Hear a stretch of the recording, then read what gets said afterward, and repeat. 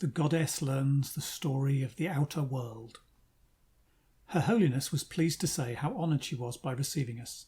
Our advent in Atvatabar had created a profound impression upon the people, and she was no less curious to see us and learn from our own lips the story of the outer world. She was greatly interested in comparing the stalwart figures of our sailors with the less vigorous frames of the Atvatabarese. It could not be expected that men who handled objects and carried themselves in a land where gravity was reduced to a minimum could be so vigorous as men who belonged to a land of enormous gravity, whose resistance to human activity developed the great strength of muscle and bone. I informed Her Holiness regarding the geography, climate and peoples of the outer sphere. I gave her an account of the chief nations of the world from Japan to the United States. I spoke of Africa, Australia and the Pacific Islands. I spoke of Adam and Eve and the deluge, of Assyria and Egypt. Then I described the glory of Greece and the grandeur of Rome. I spoke of Caesar and Hannibal, Cleopatra and Antony.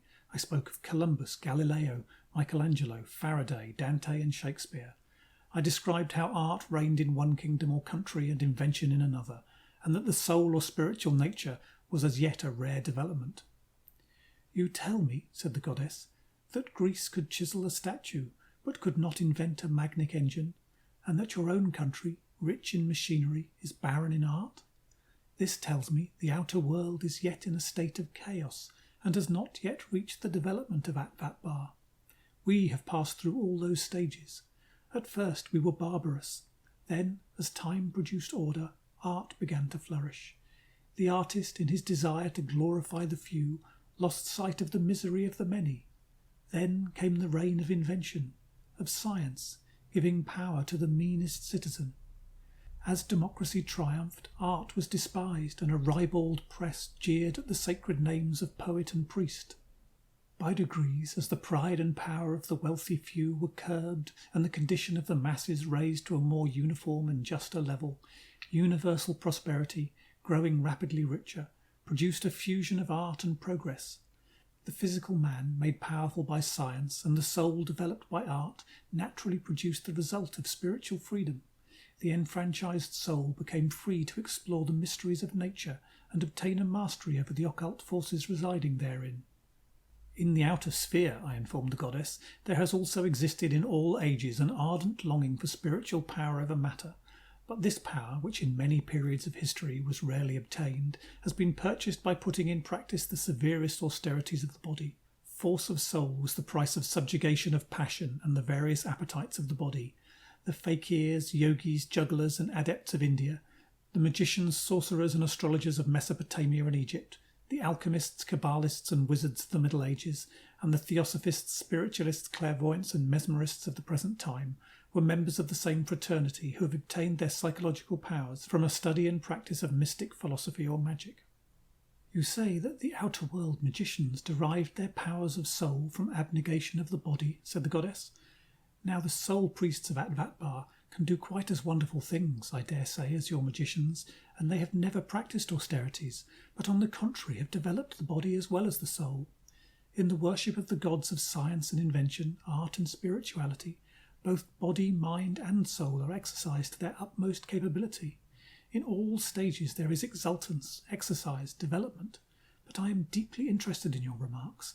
Tell me just what the principles of the worshippers of your Harikar are. Spiritual culture in the outer world, I explained, is obtained by a variety of religious beliefs, but the belief that most nearly resembles that of Atvatabar is that of the soul worshippers, who deny the existence of any power beyond the human soul, teaching that it is only by our own inward light that we can rise to higher planes and reach at last to nirvana, or passive blessedness. This inward light can only be truly followed by self-obliteration, fastings, penances and repression of desires and appetites of all kinds, carried on through an endless series of reincarnations. The final blessedness is a beatific absorption into the ocean of existence which pervades the universe. That is a different creed to that of Harikar and Atvatabar, said the goddess, which is worship of body, mind and soul. We believe with your Greeks in the perfection of the body, and also with your Hindus in perfection of soul. We reinforce the powers of body and mind by science and invention, and the soul powers by art and spiritual love.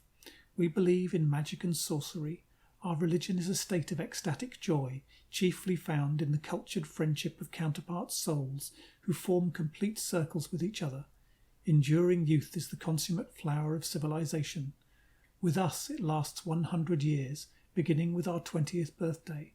There is no long and crucial stage of bodily abstinence from the good things of life. There is only abstinence from evil, from vice, selfishness, and unholy desire. Our religion is the trinity of body, mind, and spirit in their utmost development. Such is the faith of Atvatabar. And such a faith, I replied, with such a deity as your holiness, must profoundly sway the hearts of your people. The goddess was a woman of intuition. Almost before I was aware of it myself, she evidently discovered a sentiment underlying my words. She paused a moment, and before I could question her further regarding a peculiar creed of Atvatabar, said, "We will discuss these things more fully hereafter." At a signal from the goddess, the trumpets rang a blast announcing the audience at an end.